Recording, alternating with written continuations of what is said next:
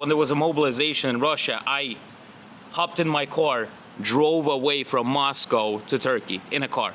Really? We need to talk about Russia and Russians in Thailand. Серьезно? It's becoming abundantly clear to me if I intend on living in Jomtien, the dominant other Falang nationality around here now is very much Russian. Sergey is happy every day. And I'm almost at the point where, is this bulletproof glass? Not yet, my friend. I think I should start learning to speak some. I got the fucking Russian shoes, my feet's coming through. I'm Tony Montana, a political prisoner. From Russia, this is my friend Ivan. Привет. Hello, my friend. He has a very successful YouTube channel, Sanctioned Ivan. Ivan the Terrible, Ivan the Conqueror. Thank you very much. Ivan the Patriot, Ivan the Political Commentator. He's a very smart dude, and I've got some pretty tough questions that I'm going to ask him. Firstly, will you ever go home? If the political situation changes, but first of all, I want to say a big thanks to you for saying the nice words. And Boris, you can put down the Kalashnikov already. He said enough.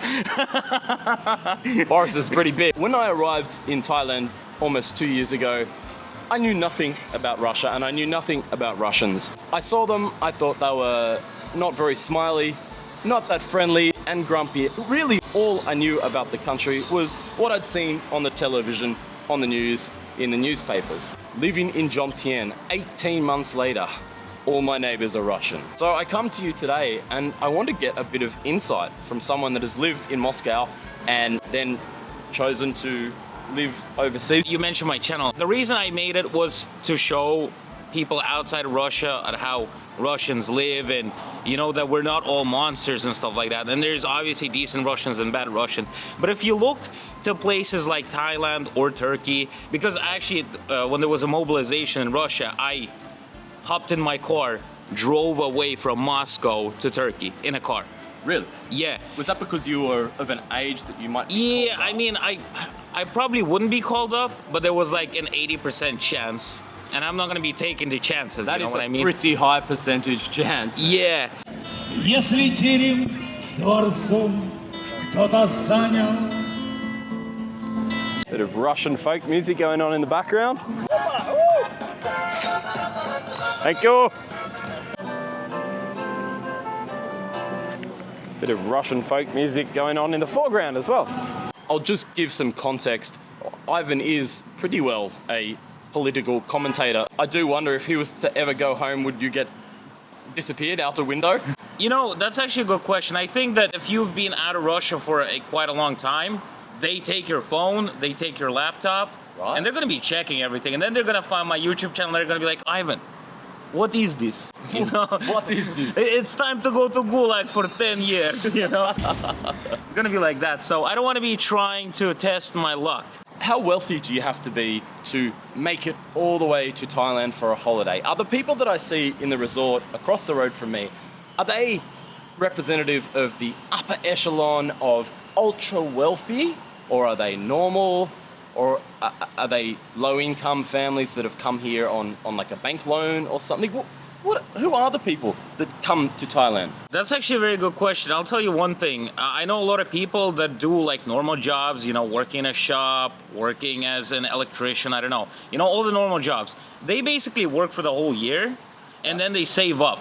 Obviously, you're not going to be seeing like low-income people here because they don't like... They would be able to save up that extra money, Yeah, surely. but obviously some people do take out loans if they want to go for a quick one and then they just repay it.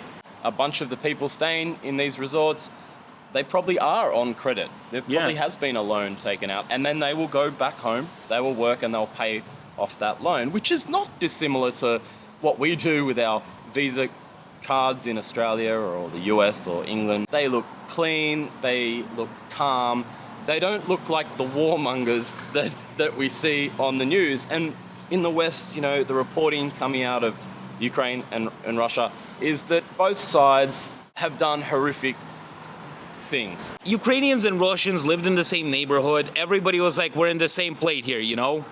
It's not like people like to mention. I got a lot of Ukrainian friends as well. We talk around. Everybody understands, well, most understand that it's not actually the people's fault if you think about it, you know, because Russia is a dictatorship country. I mean, we had the president, Vladimir Putin, was the president before I was born. And I'm 26 now, so I mean, I've only had one president, you know what I mean? Yes.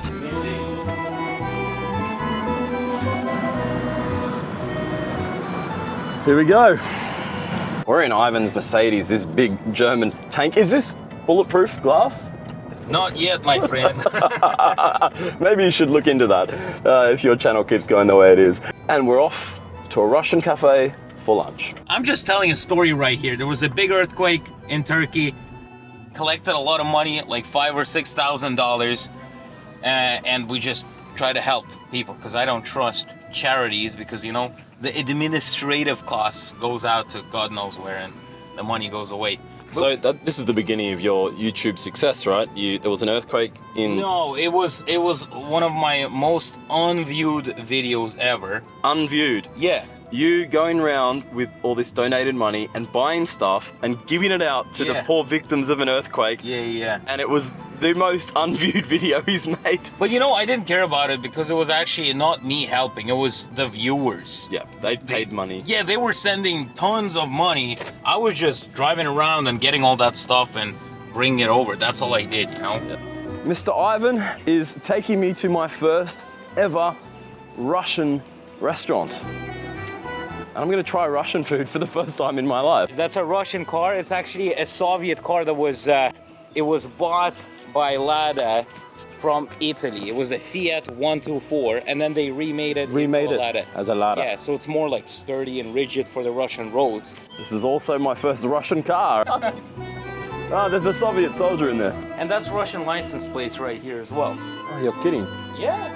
I mean, I'm not kidding, but since Russians can't work as like cooks and stuff like that, they taught Thai people how to make those dumplings, and there's like a window there where they actually make the dumplings. I suppose this would be a appropriate time to tell Ivan that I'm a lifelong vegetarian. Oh, you're a vegetarian. We can work around it though, don't worry. I think we can. The good thing about Russian food is that, well, he told me at a surprise. Imagine if Russia was like the barbecue capital of like steaks and stuff, but I'm glad it's not because there's all sorts of different dishes that Sami can eat here. Like varenikis, which are basically dumplings with potato and mushroom. Look at this, eggplant rolls. It's got like nuts inside, but it's not, it's like a nut paste. I don't even know how to explain it. And obviously there's all sorts of different dishes like the traditional Russian salads with homemade mayonnaise and smoked ham, which you can't eat, but there's all sorts of different salads. So if you're a vegetarian, you're gonna be able to survive in Russia for sure. I am very excited. 2 kvass. You're gonna try Russian beverage drink. Hey. Ivan, what does the young lady's name badge say? Alona. But what's your real name? Kanchana. Oh, that's really hard. Kanchana Suda. It's a Russian name. Yes. And you know what? She's not Russian, by the way. She's very much Thai. Those are like the dumplings, and they're all handmade. They're not like frozen. They basically make them right here. And those are the dumplings. Those are dumplings with meat, probably. This is the type of stuff we're gonna be having, but with potato and mushroom.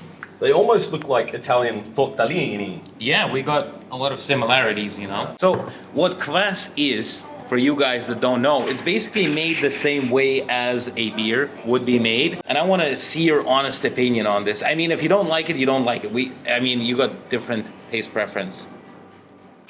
At first glance, it smells a bit like Guinness. All right. It's really weird. No, I like it. It's good. You do? Yep. I can tell there's been a fermentation process. Dark beer mixed with Guinness flavor, but much sweeter. You can tell it's organic. Some sort of fruit. Yeah. Kvass is a traditional Russian fermented beverage made from rye bread. The bread is typically soaked in water, and then sugar, yeast, and sometimes fruit or berries are added. That's a very apt description and much better than I could have described it. But yeah, that sums it up. Oh, thank you very much. That's utterly flawless. Freaking perfection. But we're also going to be having some eggplants as well. Something wrapped in eggplant. Now I love eggplant. Let's just go all in.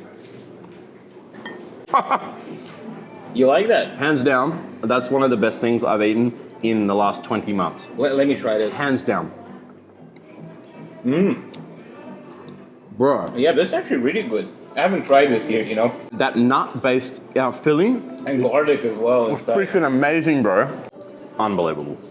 For the full-length interview, you can sign up as a channel member for around $3 Australian a month and get the nitty-gritty that I didn't include in this render. Just jump in the video description below and you will see a link that says become a channel member.